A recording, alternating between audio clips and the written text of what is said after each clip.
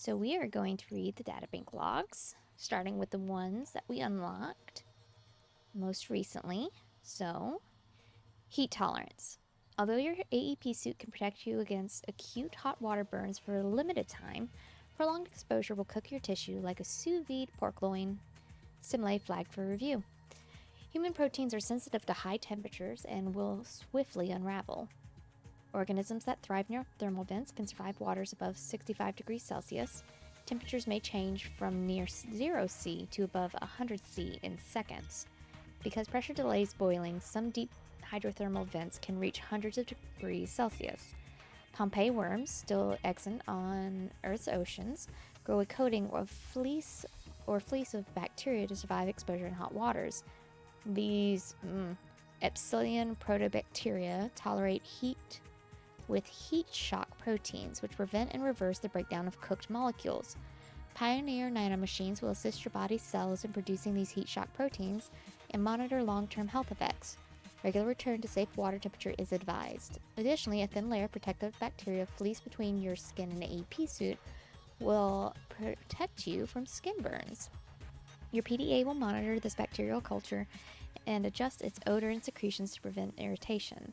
This bacteria must have been derived from existing skin cultures and may help build appreciation for the model of healthy bacteria in the day-to-day life. Say thanks, Staphylococcus. Alright, the Keep Calm poster. Ooh, keep calm. Calm, rational behavior helps your AI advisor predict and pre-evaluate your future decisions. Do not take your circumstances personally. Remember that an effective system can sublime all critique into itself. Humor can provide distance from your difficulties while improving your performance. Ruby. Oh, so this was one of the people we found, one of the colonists. Ruby, gender female, mission role, she was the lead pilot. So her pay rate was the Bagatur, the hero knight with the Mongolian Free States trademark. She was the wife of Granz, experienced pilot of both remote and first-person aerospace vehicles on the Mongolian steppes. Limited underwater experience, excellent spatial skills, highly performative under stress. Note, displays initial symptoms of reprint fixation syndrome, obsession with recordings of one's own death. Ooh. So we're still trying to figure out where she went. Then we have Wander. Wander was attacked by a Marrowcomb breach while investigating a viral bloom with around an angel comb. Wander reported a parasite attached to the marrow breach. Wander regretted not using flares to distract her attacker. Ugh. Wander reported that the viral bloom did not match the strain of Protea virus detected in the colonist blood. Concluded that the bloom virus was not responsible for Macefield syndrome. Okay. Then Wander. Able Spacer, pay rate no Kahor, companion and friend, was expired Free States trademark as an entry level. Child of Mogami Kinu, uses mother's name as metronomic. In Mongolian fashion, frequently disciplined for risky behavior.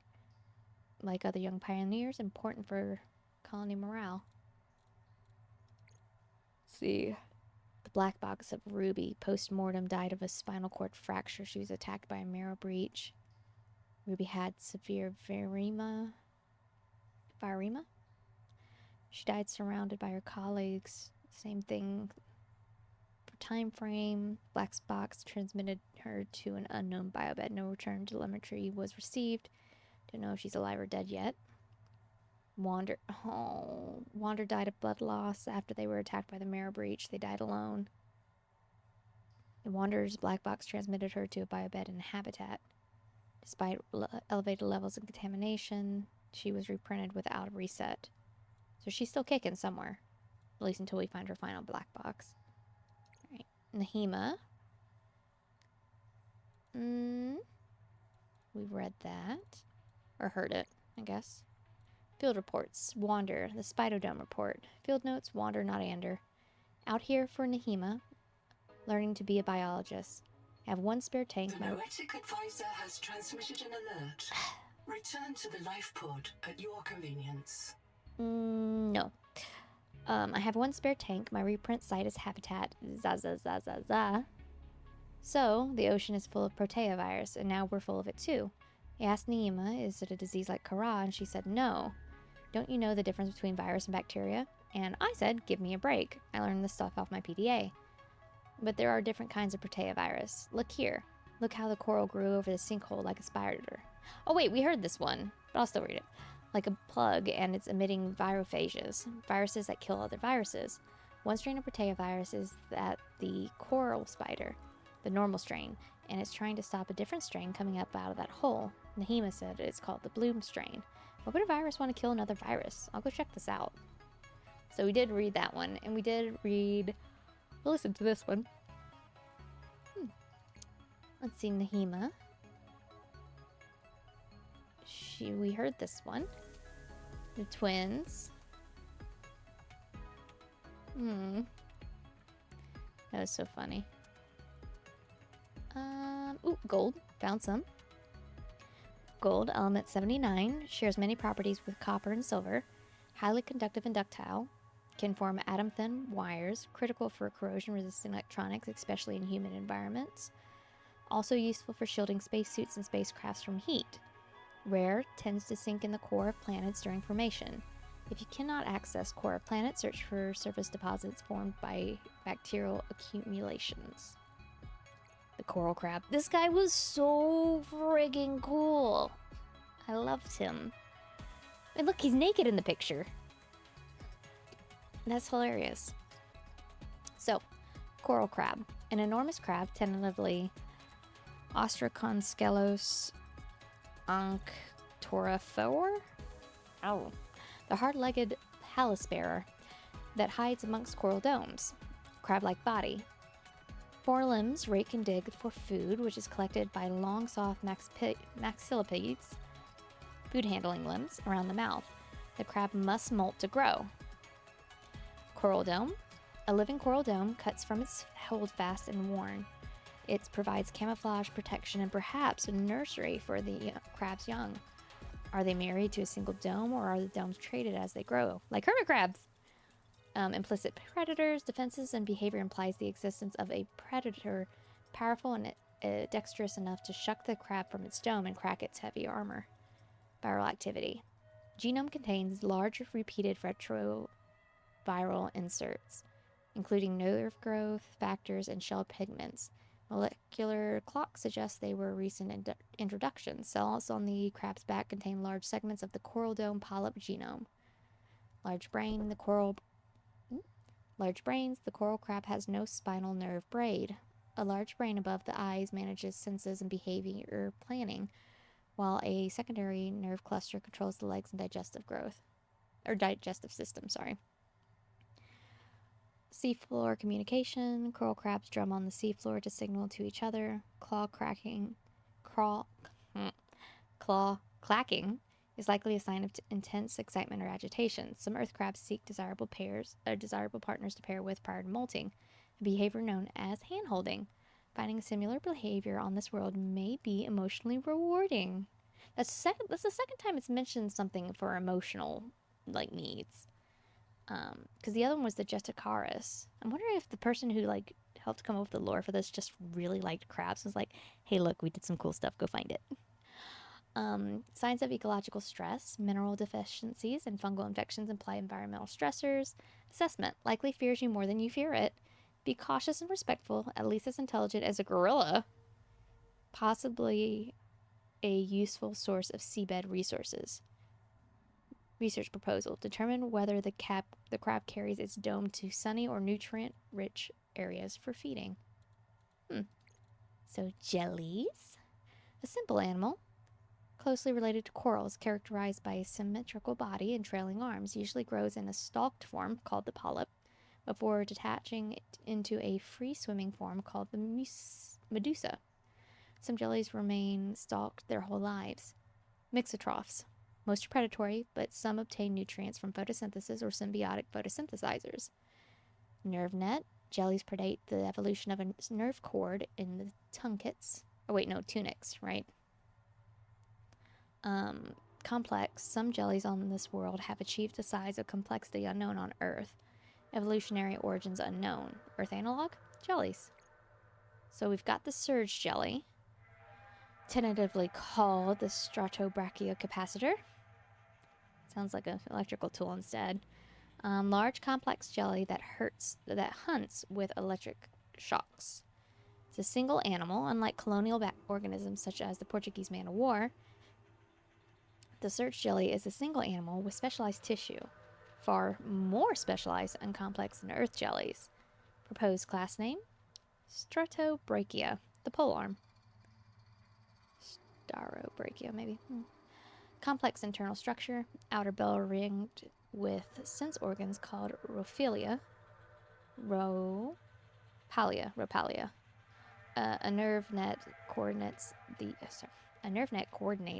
the bell's motions to swim and seek prey. The visible inner structure is the gut. Feeding structure: the jelly retains its stalk, a remnant of its growth in a stack of clones. The stalk draws in nutrients for the gut. Charged fin? Ooh. Charged fins. Two ridged fins contain wire-like electrocytes, likely a development of ancestral tentacles. These organs built voltage to stun or kill prey. Measured power ranges from 400 to 1,000 volts at 1 ampere, enough to kill a human. Peculiar passengers: traces of radioactivity, high temperature waxes, and sulfuric acid. Implies contact with a hydrothermal vent. Composition of jellies tissue suggests origins in the deep sea. Former domestics: jellies in close proximity communicate through their electric fields.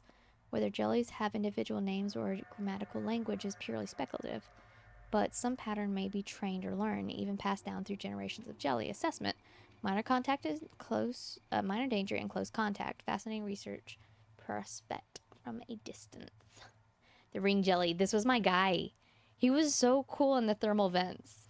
Like, they do kind of look weird, but I love it. I love them. They're unique. The ring jelly. Tentatively, the Thermodont Sufgania, the heat-eating jelly donut. Not a jelly, but full of jelly. Feeds on the heat and chemical flux of hydrothermal vents. It's a pyrosome, a colony of tiny clone animals called zoids. Zooids? I think it's zooids. Unlike solitary tunicates, like the Lucifer Rotsac, these zoid, we're just going zoid. These zoid tunicates work together to build a large structure. Ring. The jelly ring settles around hydrothermal vents like a wheel on an axle. When the vent dies, the jelly can migrate to a new vent by swimming. Mucus basket. Flower-like structures around the ring are mucus-lined pumps for water and hydrothermal vent flux. The pumps can be reversed to serve as swimming The pumps can be reversed to serve as swimming thrusters. They also serve as exchange sites for organisms feeding on the ring's interior jelly. Inner jelly, the inner toroid circulates hot, mineral-rich water pulled in by the mucus baskets.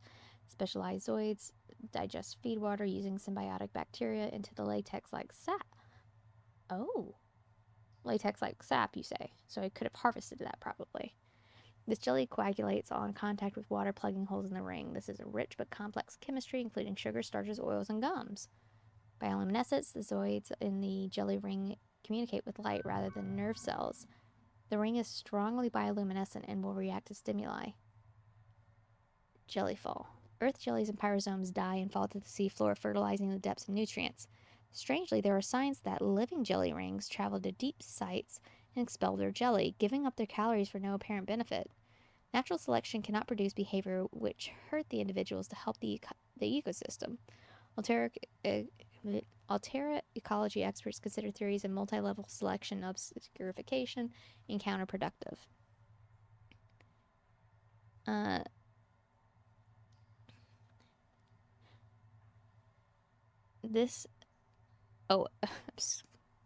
just immediately went into that. Altera ecology experts Return to the life pod at your convenience. Altera ecology experts consider theories of multi-level selection obscurefactory and counterproductive. There it is. Obscurefactory? This may be a farming behavior or is a donation to unknown relatives on the seafloor. Assessment may be a source of complex chemistry and even edible fats and sugars if tapped, likely flammable in air. Let's see what else we got. We got the cage Gorgon. Stick it down. That looks so cool. Those are the ones around the Chernobyl plant. A predaty soft coral named for the resemblance to Earth's gorgonins. Gorgonians? There it is. Gorgonians. A sponge coral moiety. Like hard corals in this world, gorgons are sponges inhabited by chironid polyps, tiny jellyfish that organisms which live within the sponge and direct its growth. Unlike hard coral, they do not produce a limestone structure or host photosynthetic microbes. They are pure predators. Caged friend. The cage gorgon specializes in captures and protecting a symbiotic partner, which attracts prey for the gorgon to sting and eat. This cage gorgon larva probably adheres to a partner, such as a Cherimoya Rotsac, and grows around it, eventually fastening the partner to the seafloor. Duplex larva. The free-swimming reproductive stage of the cage gorgon carries cells of a host sponge like seeds. These seeds are genetically distinctive from other sponges in the ecosystem, suggesting the cage gorgon is monogamous with a single host sponge. Assessment: cutting open the cage gorgon allows access to the symbiotic partner, carries no risk of infecting pain or suffering. The cage may attract a new partner before healing or survive while empty. Radiator Coral. A hard coral that frequently grows on hydrothermic vents. It uses the temperature gradient between its anchor base and its cold water lip to drive metabolic reactions. The Siltorb. Don't have anything for it yet.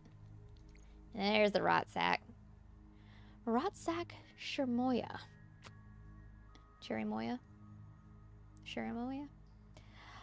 A tunicate-like animal which collects alcohol from decaying matter to produce a creamy, flavorful mucus. Delicious. Cherimoya.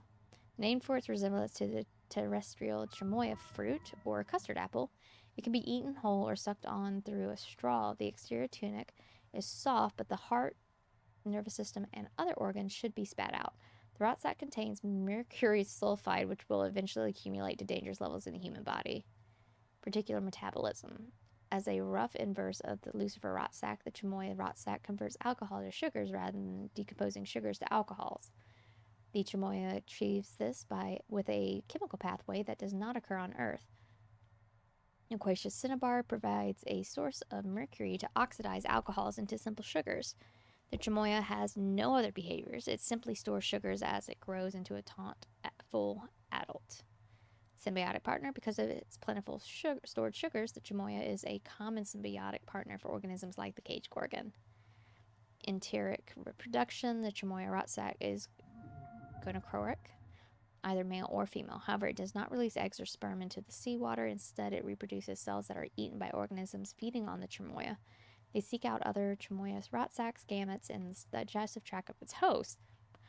The fertilized embryos are then expelled by the host organism, providing them with nutrients waste to bootstrap their growth.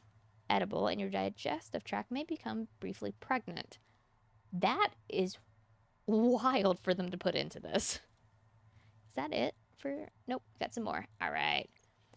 The cicada wreck. Let's see. See, it's so weird. Like... These things happened so much longer ago than what we thought. Why is it that this is our first time that we know of popping up? So did we pop up before? Like, have we been here before sometime within the past 26 plus years in this game? But Noah's just finally wiped our memory. Like, it's so odd. I don't understand. But... Alright, theory, surviving death. 500 years ago, a pierced intestine was a mortal wound, In today's age of nanomachines and field fabrication, a pierced intestine can be treated with a medical satchel and rest. Some transformation is now underway for wounds that we think of as life-ending. TSF frontiersmen rely on body imaging and human fabrication technologies in the battle against the Kara. Now that technology can help pioneer colonists survive in the new world. Imagine going on a biobed to treat your pierced intestine. Oh, I totally missed the beginning. Oh well, it's fine. Imagine going on a biobed to treat your pierced intestine. Nanomachines clean the wound, and a biobed fabricator restores the missing tissue. One molecule is as good as another. Fresh water intake. It's the pattern of atoms and molecules in your body which defines your identity. As long as that pattern can be healed, you can be healed. What if we could store the pattern of your body in a safe place and use it as a guide to heal you from serious injury, a missing limb, a crushed torso, even an injury to the brain? Thanks to phase imagery, we can treat these wounds after your We can treat these wounds even after your biological body has ceased to function, or even completely annihilated. In fact, if we're defining death as a life-ending injury that can't be treated, then death no longer exists. There are only degrees of recoverable injury. A body produced by a biobed human fabricator is often known as a print. All prints which share a common set of memories are referred to as a fork. For further the death and recovery FAQ. Interesting. Okay, let me just, Cool. Hi. FAQ. Is this really me? Aren't I just a copy? There are branches of human thought which reject the idea that a perfect duplicate is the same as the self. This is known as the Thesean fallacy. Debunking this fallacy is beyond the scope of this FAQ. It may be productive to ask yourself, if I suffer from progressive brain damage from a disease like Alzheimer's, would I accept nanofixing therapy to restore my brain to its earlier, more functional state? Would I be worried about losing my identity, or happy to have it back? Think of human body fabrication as a particularly rapid and holistic therapy. But I died out there. This isn't me. Your old body stopped working, but you did not die. The processes of your brain caused your neural nanosystems to send an update to your last stored image, where those processes resumed. A biobed fabricated your new body you picked up right where you left off. Many people intuitively fear discontinuity or breaks in the mental process. Remember that your brain is constantly evolving process, a warm, wet, noisy organ. You lose more of your identity in the course of a regular workday than you do in a clean, clear transfer from old brain to new. While data compression may induce some noise, your brain evolved to deal with errors. What if I get reprinted that my old body wakes up? This outcome is illegal and should be prevented by the testate protocol in your neural nanosystems. Consult Ontario Labor Council for your further advice. You can't store a human body in computer memory. It's true that imaging and archiving the position of every atom in a human body is beyond our technology. Instead, phase conjunction stored a quantum echo of a body in optical quartz. This image cannot be cloned. It can only produce one body print. However, it's easy to reproduce multiple images during one scan, allowing you to keep archive copies of your body for months or even years earlier. Does this mean that people are now immortal? It is possible to achieve dramatic life extensions with biobed support. The social consequences of this emerging technology are beyond the scope of this FAQ. Okay, I'm calling it now. I think in-game, whenever we finally find another human on here, like one of the other people, it's actually going to be us. And somehow, Noah's like, I'm breaking the laws. I'm reprinting. Which one of you is actually the real you now? Fight it out amongst yourself as like a moral quandary. Like, what is it to be human? Like, ooh. All right. The repair tool. Operating instructions. Equip to quick access belt. Aim at damaged objects and hold trigger. Replace batteries when depleted. Repairable targets trigger an icon on your HUD, prompting you to equip and use the repair tool. Common targets include Altera vehicles and damaged Altera starships or habitat components, such as doors. Background. The repair tool resembles an arc welder in the same way that a scanner resembles a flashlight. Similar use cases, but with enormously greater sophistication and effects. The repair tool analyzes... The advisor has transmitted an alert. Return to the life pod No, at your leave me convenience. alone. The repair tool analyzes damaged structures, breaks up the damaged area with a high temperature arc, and uses magnetohydrodynamic manipulation to guide the liberated material for fabricated designs. Originally invented to assist union fitting efforts in electrical engineering, the repair tool empowers workers to take on tasks once reserved for an exclusionary elite. The Altera repair tool, get your fix. Yeah. And then this guy, my tadpole, he looks so cool. I love him. It's like a little bean. Operating instructions: versatile single pilot submarine. Provides ultimate unlimited oxygen while powered. Fabricated at a vehicle bay next to a moon pool. Ensure that the moon pool is large enough to accept the tadpole. Recharge power cells when depleted. In the event of damage, apply standard repair tool. The tadpole takes damage when diving below its crush depth. This depth can be upgraded through modifications fabricated at a modification station and installed via an external access slot. The tadpole is a single hard point for a deployable locker, work light, oxygen generator, or other utility item. The tadpole can be docked to a range of add-on chassis structures in the utility bay. The Scout Ray hydrofoil improves speed. The hull rig adds a second hard point and built-in storage for extra cargo. These chassis may be swapped out in the field by undocking and redocking. Background: the Tadpole Sea Space Mobility Pod is a single-seat, 6 degree of freedom personal transport powered by a single, replaceable, rechargeable power cell. Designed by AI to minimize its resource footprint, the Tadpole is a minimum cost descendant of the popular and highly mature Sea Moth, Space Moth, Sun Moth series. Sales brochures described the Tadpole as an aspirational beginning. The Tadpole can be fabricated on demand at a vehicle bay, so it's often stored in components. The pod doubles as a command module for a series of dockable chassis. Makes sense. Ranging from high-speed hydrofoils to powerful work mechs. With alterations to its propulsion and radiator, it can serve equally well in the ocean, atmosphere, or space. In its underwater configuration, the Tadpole cruises on a long helix main propeller and steers through 4 shrouded thrusters. The passenger compartment is sealed with the same selective membrane using the Super Baroque entry portal, provided both direct access to the cockpit and long requested catheterless hygiene functions. The Tadpole, it's omnivorous. Okay, so the way this reads, this whole section that was like powerful work mechs, do you think that we're going to be able to stack this sucker into basically what would be a prawn suit, and then it's going to be like a 2-in-1? Because that would be pretty sick if I was able to move this sucker around more nimbly, but then I could do the whole walking prong thing. That'd be so cool.